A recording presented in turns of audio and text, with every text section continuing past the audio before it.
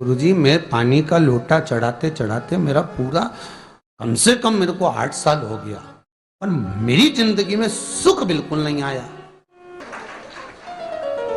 मैंने कहा बस अब तो तू ऐसी जिंदगी भर चढ़ाती रहे तो भोलेनाथ आएगा ही नहीं। श्री शिवाय नमस्ते भ्रम दोस्तों, हर हर महादेव। अगर आप जल चढ़ा रहे हैं बहुत ही लंबे समय से, लगभग आपको 5 साल 8 साल हो गया, लेकिन आपको उसका कोई फल नहीं मिल रहा है, तो पंडित प्रदीप मिश्रा जी कहते हैं ज़रूर आपसे कोई ना कोई भूल हो रही है। वही भूल के बारे में पंडित प्रदीप मिश्रा जी ने बताया है, और मात्र शिव जी को प्रणाम कर लेने से कि कैसा फल मिलता है, कितना पुण्य मिलता है, सिर्फ मात्र शिव जी को प्रणाम कर लेने से, उसके बारे में भी पंडित प्रदीप मिश्रा जी ने बताया है। कृपया इस वीडियो को पूरा देखें ताकि आप जल चढ़ाने की विधि समझ सके और भगवान को प्रसन्न कर सके। दोस्तों, यदि आपको समझने में किसी भी प्रकार की कठिनाई हो रही है, आप हमें नीचे कमेंट सेक्शन में पूछ सकते हैं, हम आपको उसका उत्तर दे देंगे। गुरुजी, मैं पानी का लोटा चढ़ाते चढ़ाते मेरा पूरा कम से कम मेरे को 8 साल हो गया, पर मेरी जिंदगी में सुख बिल्कुल नहीं आया।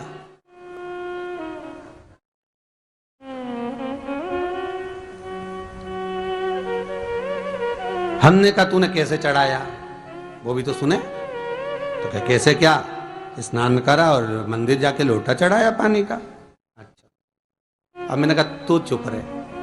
उसके पति, यहीं की इसी ऑफिस की बात है, भवानी मंडी से, उसके पति से पूछा, हाँ जी वर्मा जी, सही बताओ पत्नी लोटा कैसे चढ़ाई। गुरुजी, ना जाने कहाँ के महाराज के चक्कर में पड़ी, लोटा भर के पानी चढ़ाने जाए, नहाने के बाद बच्चा इतना सा रो रहा, चिल्ला रहा, पर उसको टच तक नहीं करे, किसी चीज के नहीं छुए, और बिल्कुल कोरी की कोरी साड़ी पहने, धुली हुई, पहले ही बाथरूम में टांग के धर दे, उसको कोई छू नहीं सकता, टाविल टच नहीं कर सकता, और ऐसी जाके शंकर जी के फिर लोटा चढ़ाए। मंदिर में अगर किसी ने छू लिया तो वापिस आ जाए, नहाए धोए फिर जाए। मैंने कहा बस अब तो तू ऐसी जिंदगी भर चढ़ाती रहे तो भोलेनाथ आएगा ही नहीं।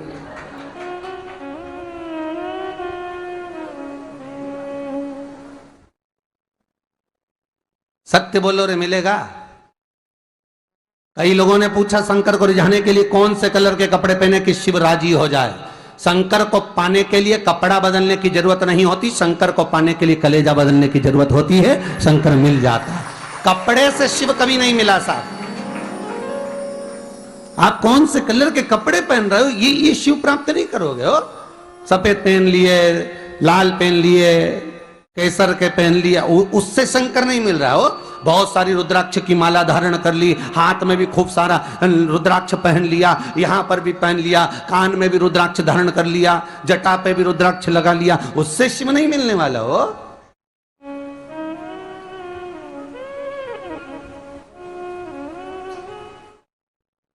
अरे भाई,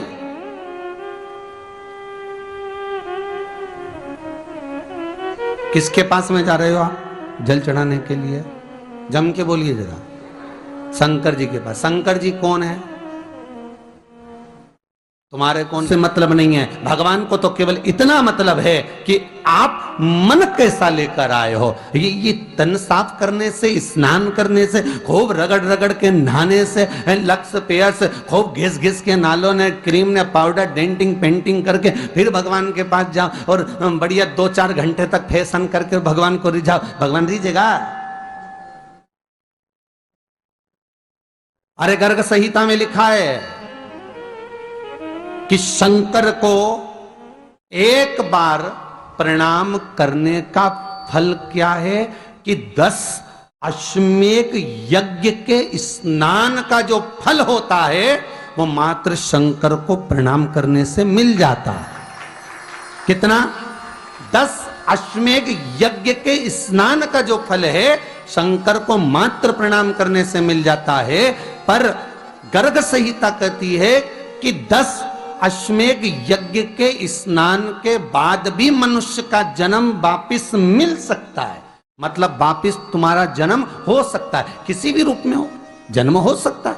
पर शिव पुराण कहती है, गर्ग संहिता कहती है, स्कंद पुराण कहती है, नर्मदा पुराण कहती है कि महाराज इतना जरूर है कि शिव को प्रणाम करने का फल उतना है कि 10 अश्वमेध यज्ञ के स्नान का फल मिल जाता है। पर गर्ग संहिता कहती है कि शंकर के चरणों में अगर प्रणाम कर लिया तो यह पक्का है कि अश्वमेध यज्ञ का फल भले कट जाए पर शंकर के प्रणाम का फल नहीं कटता, उसका वापस जन्म नहीं होता और वो शिव का हो जाता, वो शंकर का हो गया, फिर उसका जन्म नहीं है महाराज।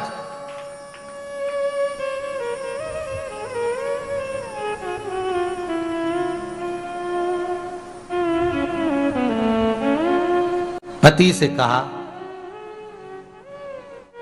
हाथ धो, स्नान कर लो जल्दी से, फिर अपन को चलना है मंदिर। पति बोला नहा लिया एक बार तो दूसरी बार फिर से नहा लो।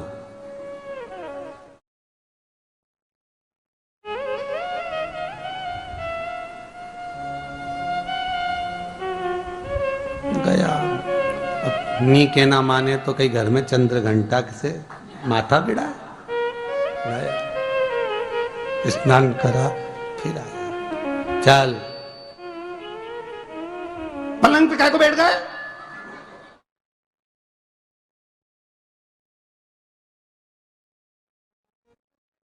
पलंगी तो है।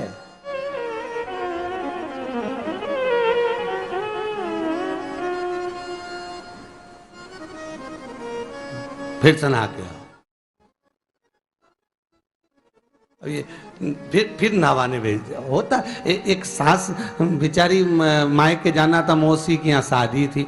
अब उसने बहू से कहा बेटा मेरे को जाना है, अपने घर में छोटे से लड्डू गोपाल, उनकी सेवा है, तू एक काम कर कि तू सेवा कर लेगी क्या? हाँ मम्मी, उसमें क्या है, करना क्या है तुम बताओ। बस सुबह से 3 बार ताली बजाना, भगवान को उठाना, पात्र में रख के नहलाना, उनको पोंछना, कपड़े पहना देना, इत्र लगा देना, चंदन लगा देना, मुकुट लगा देना, सुंदर अलकावली सब पहनाने के बाद में भगवान को दर्पण दिखाना। जब भगवान को कांच दिखाए, दर्पण दिखाए, भगवान मुस्कुरा दे, तब भगवान को भोग लगा देना। हाँ मम्मी इतना तो मैं करूंगी, और बाद में भगवान को वापिस सुला देना। हाँ इतना सा कर लूंगी। सास बिचारी कह के चली गई।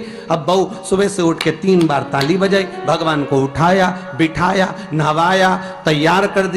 तैयार करके जो दर्पण दिखाया तो भगवान तो मुस्कुराया ही नहीं। अब इसको कौन समझाए कि पीतल की मूर्ति कोई हंसे है? पर उसने तो विचार करा कि सास कह गई भगवान जब मुस्कुरा दे तो उनको भोग लगा देना। अब भगवान तो कोई मुस्कुराए नहीं, ये दर्पण दिखाया। इसको लगा कि मेरी सेवा में कोई कमी रह गई। इसने भगवान का कपड़ा वपड़ा वापिस उतारा, इनको वापिस रजाई में सुला दिया। अब भगवान को वापिस रजाई में सुलाया, फिर आ गई, 3 बार फिर ताली बजाई, भगवान को फिर उठाया, फिर बिठाया, बिठाने के बाद में फिर उनको कपड़े वपड़े पहनाकर फिर दर्पण दिखाया, पर भगवान तो मुस्कुराया ही नहीं। ये वापिस इस सेवा में गलती रह गई। वापिस इसने सब कपड़ा उतारा, भगवान को फिर सुला दिया। सुबह 8 बजे से नहवा रही, कपड़े पहना रही और सुला रही। 1 बज गई।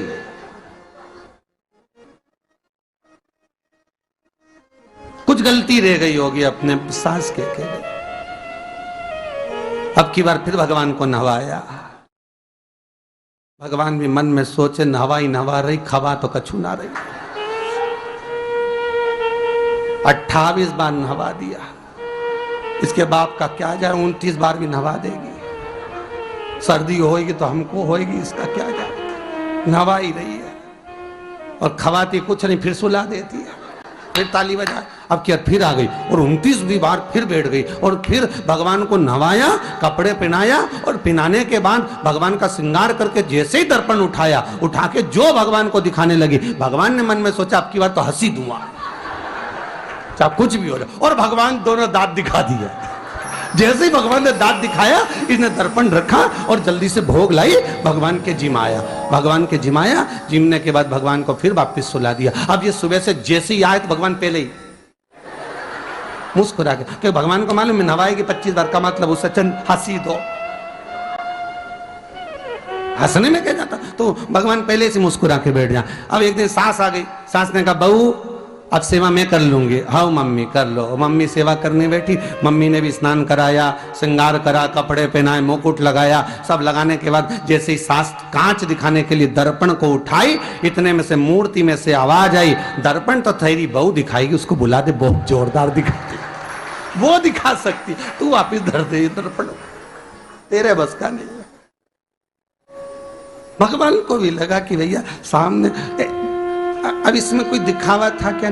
प्रेम, वात्सल्य था। भगवान भक्ति के बल पर रिश्ता है। फिर बैठ गए पलंग पे, नाव वापिस, नाते नाते चले मंदिर पहुंच गए। और राम, बेलपत्तर तो घर धरी आई। जैसे ही बोली बेलपत्तर घर धरी आई, पति इसको घूर के देखा, 2 बार नवाया है और बेलपत्तर रखी आई घर। ये पति से कहती कि तुम लेने जाओ, उससे पति पहले ही बोल दिया था कि मेरा तो आज घुटना बहुत दुख रहा, बहुत घुटना दुख रहा।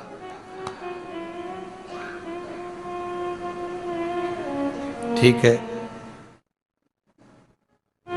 तुम बैठो, मैं आई अभी घर से। अब घर जाते जाते मालूम पड़े फिर कहीं का कोई छुआ गया तो नहाने बैठ गई। फिर आई, इसकी जो पूजन की थाली रखी थी, कोई भगत आया बेचारा, उसने सोचा मंदिर की थाली है, सब चढ़ा चुड़ू के चले गया सब। पति से बोली तुमने अकेले ही पूजन कर ली, मैं तो करा ही नहीं।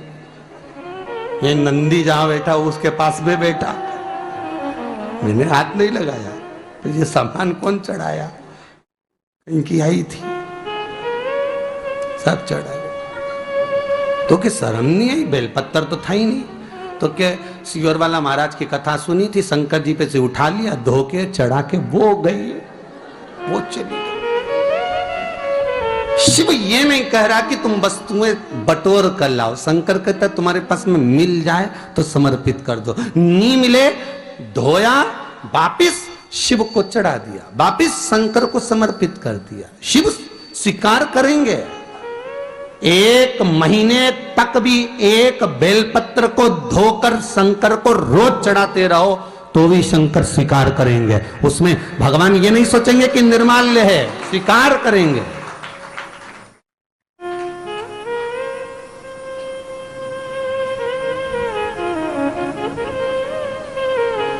पर इसका मतलब ये नहीं है कि तुम मंदिर के घर से अगर पास में लगी हो, नजदीक में लगी हो, 8, 10, 15 घर छोड़कर कुछ थोड़ी दूरी पर भी बेलपत्र लगी हो तो लेकर जरूर जाना, नहीं तो कहीं कहीं की इतनी आलसन। उन्होंने कहा सियोर वाला महाराज बोला तुम तो उठा उठा के चढ़ा दो। तो भगवान के मंदिर में ही बेलपत्र नहीं जाए मालूम पड़े हो, तो ऐसा नहीं है कि नहीं जाए वाला, जाओ, पास में लगी हो तो लेकर जरूर जाओ। भगवान को समर्पित करने के लिए थोड़ा ना थोड़ा भाव भगवान के द्वार पर जरूर लेकर जाओ।